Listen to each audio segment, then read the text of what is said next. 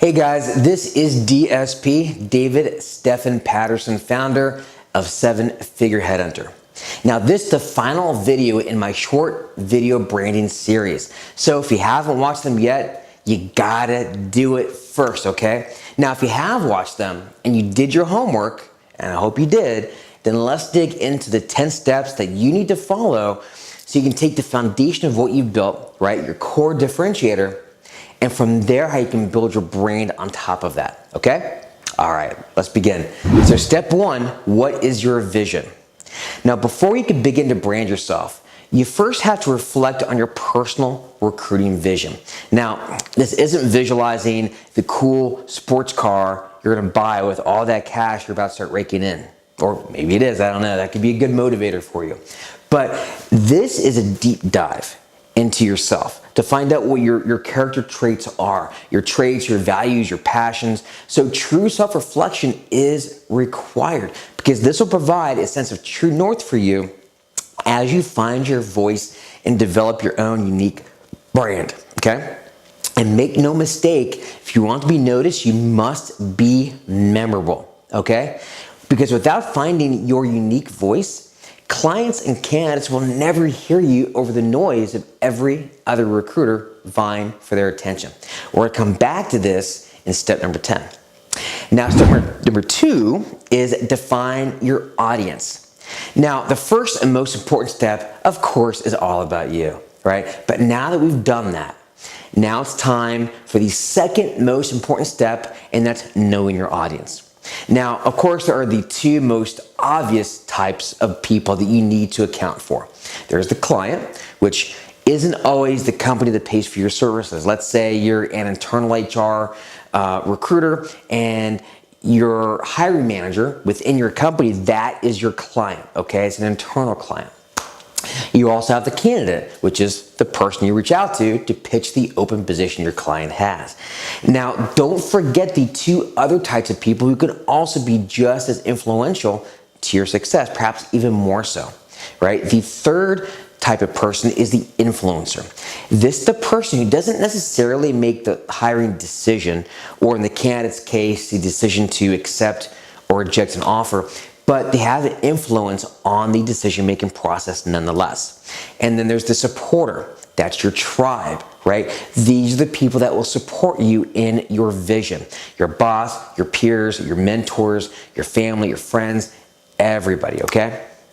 Now, step number 3, perform a competitive analysis. Wait, didn't we just do this in the prior videos? Yes, we did. It's that important. I'm including it here as a step as well. So if you haven't watched the prior videos in this series where we break down how to do a competitive analysis, then go watch them right now, okay? Now, step number 4, define your USP, also known as the unique selling proposition, okay? So USP, all that really is a concise and memorable statement that powerfully describes your unique value, or in other words, your core differentiator. Now, as I mentioned in my prior set of videos, which again, if you haven't watched it, go do that right now.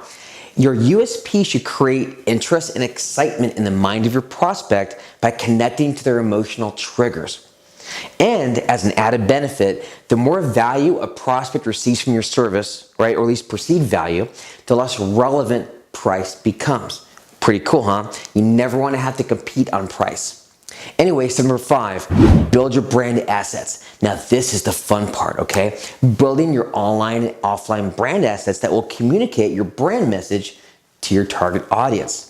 So you'll secure these sites or these assets, but you'll also work on developing and protecting them for the life of your brand. So the obvious online choices would be LinkedIn.com, Facebook.com, Twitter.com, but also include the non-obvious choices like a professional authority building website or blog that highlights your expertise. Even if you work for another company, don't just rely on their site. Get your own, okay? Don't forget to create your offline assets as well, like unique business cards and letterhead. They're not as important as they used to be, 10, 20 years ago, but you still need them, okay?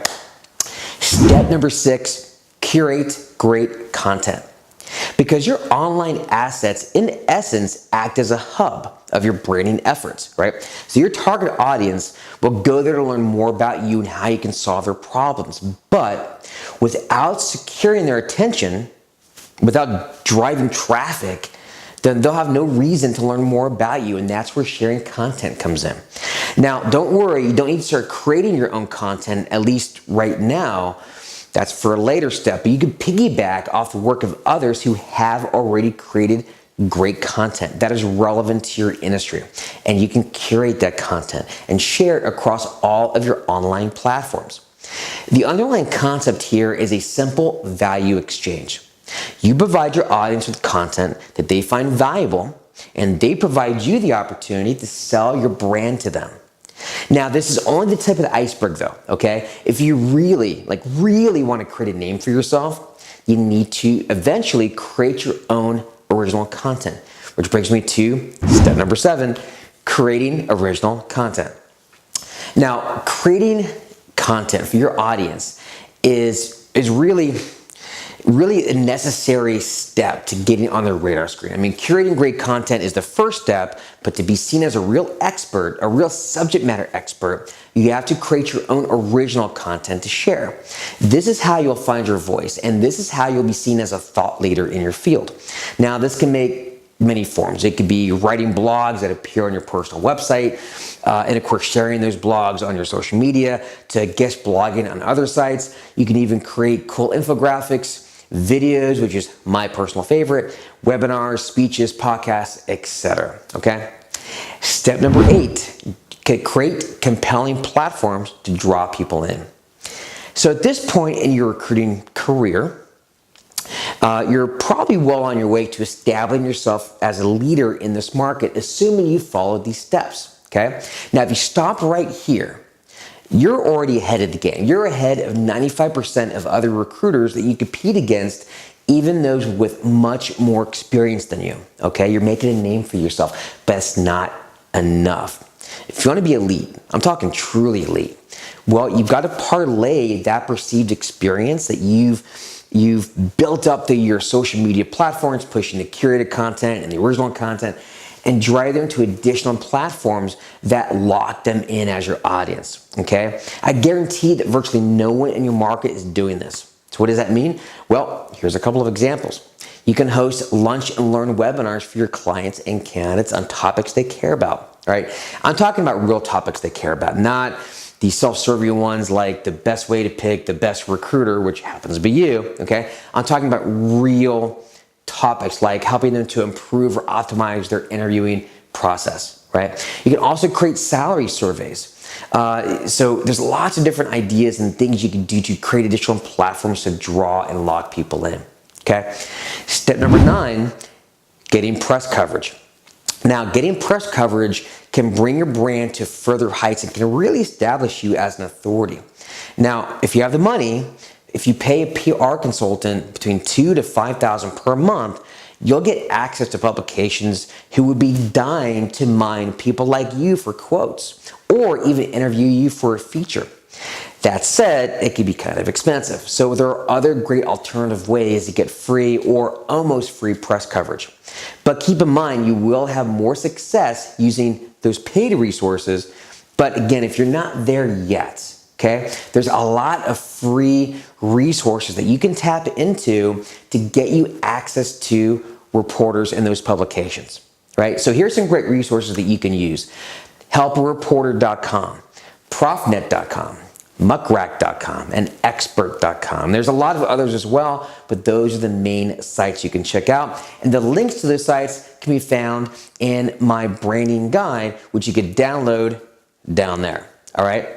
Anyway, step number 10, and this really is a just truly important step, just do you. Remember that deep dive that we did in step 1? We're gonna bring it all back around here. And imagine this, okay? Imagine someone you admire and respect, who's had great success in their field.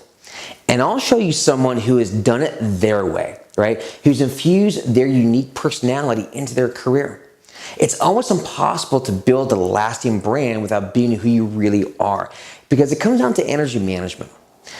trying to be someone other than yourself drains your mental resources.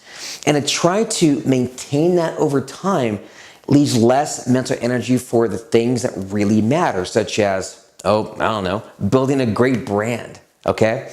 You gotta let your personality shine through everything that you do. It'll help you stand out.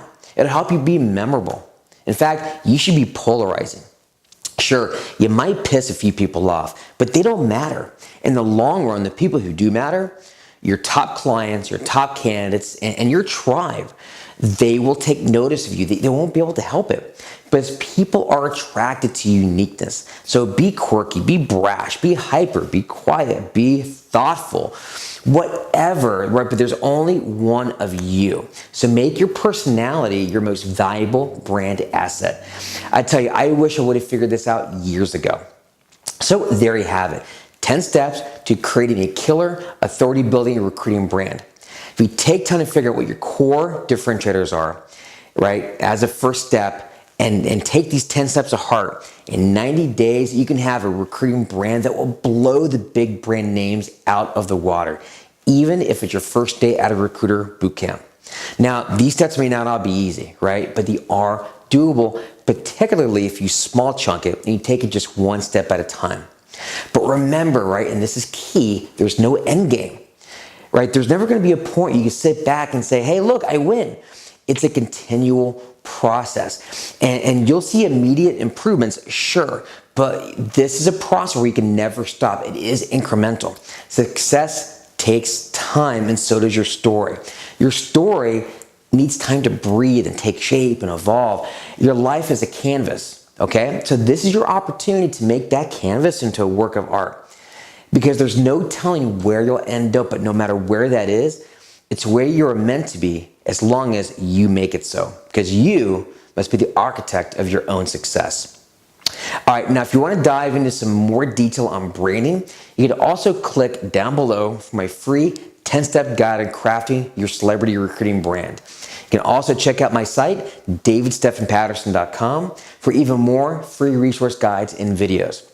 And if you want to join my private Facebook strategy group that's specifically designed for headhunters and executive recruiters like you, then click the link below, request access, and you can start networking and learning from the best and the brightest in the industry. And if you want to start to learn how to brand, automate, and scale your own independent recruiting practice, sign up for my free weekly live web class. The link for that is also down below. And lastly, if you like this video, hit that like button, share it with your friends or colleagues or anyone who might benefit from branding themselves, and of course, subscribe to my channel. I'll be releasing more content every Tuesday and Friday as I put the power back in the hands of the recruiter. That said, thanks for watching, guys, and as always, happy hunting.